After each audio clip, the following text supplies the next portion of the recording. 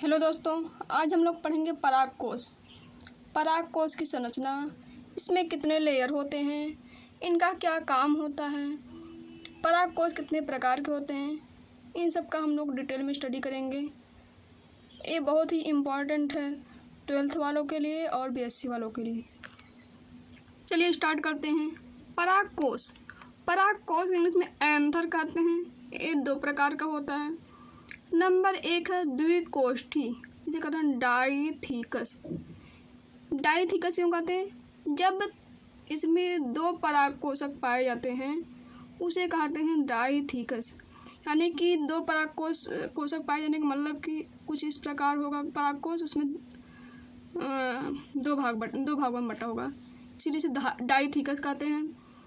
और यह जो पाया जाता है सरसों में, पेटूनिया में, मटर आदि में। हम कल फूल दिखाए थे ना पेटूनिया का, आज भी दिखा रहे हैं। ए है, इसमें डाइथिकस पाया जाता है पराग कोश। और जो है एक कोष्ठी पराग कोश, जिसे मोनोथिकस कहते हैं, इसमें क्या होता है, पराग कोशक एक ही होता है, कुछ इस प्रकार से ऐसे गोल से संरचना होगी, तो इसे कहते हैं एक कोष्ठी या मोनोथिकस। जैसे गुड़हल में, कल हमने गुड़हल का भी दिखाया था। चलिए आज भी दिखाते हैं द्विकोष्ठी और एक कोष्ठी पराग कोश को। ये देखिए गुड़हल का पराग कोश है, ये है मोनोथिकस। और ये है पेटूनिया का पराग कोश। दिख रहा होगा बीच में से दो भागों में डिवाइड है, दिख रहा होगा जहाँ से हम पेन रखे हैं वहीं से दो भागों में डिवाइड है, इसी कहते हैं डाइथिकस। और अगर आप लोग को नहीं समझ में आ रहा तो आप लोग फ्लावर लेके खुद से देखेंगे तो बीच में से ऐसे डिवाइड होगा, कुछ इस प्रकार डिवाइड होगा, आप लोग देख लीजिएगा। चलिए स्टार्ट करते हैं हम लोग। पराग कोश जो हैं उनके कितनी परत होते हैं, तो इनके 4 परत होते हैं। बाह्य त्वचा जिसे कहते हैं एपिडर्मिस, मध्य त्वचा जिसे कहते हैं मिडिल लेयर, और अंतःत्वचा जिसे कहते हैं अंतस्थीसियम या इंडोथीसियम, और लास्ट में है टेपिटम, सबसे अंदर का परत होता है।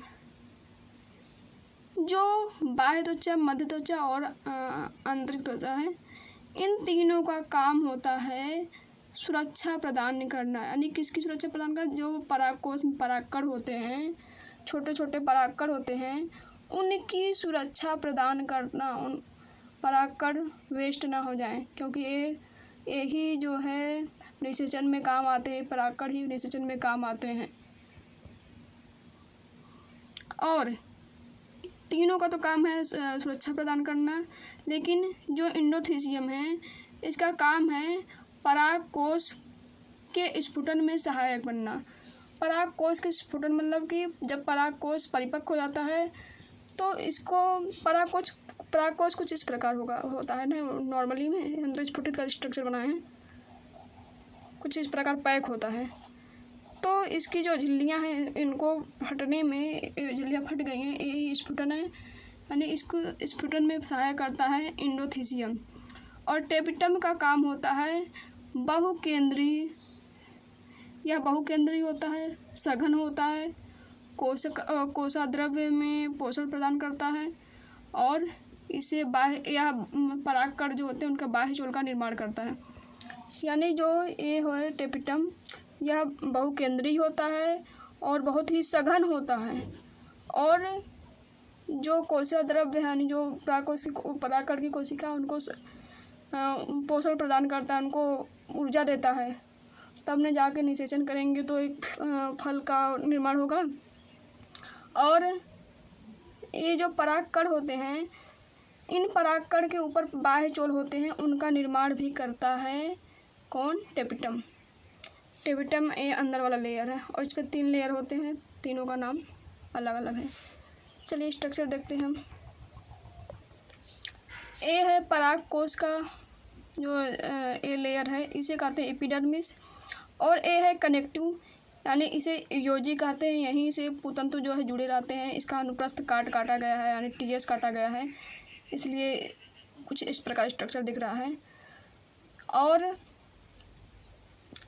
इसका जो है एपिडर्मिस हो गया, ये है मिडिल लेयर, उसके नीचे का है देख ले मिडिल लेयर है, इसके नीचे का है एंडोथीसियम, उसके बाद लास्ट वाला लेयर जो है ये है टेपिटम, और इसमें कुछ ऊतक भरे हुए हैं। अगर इसकी स्ट्रक्चर बनाने की बात की जाए तो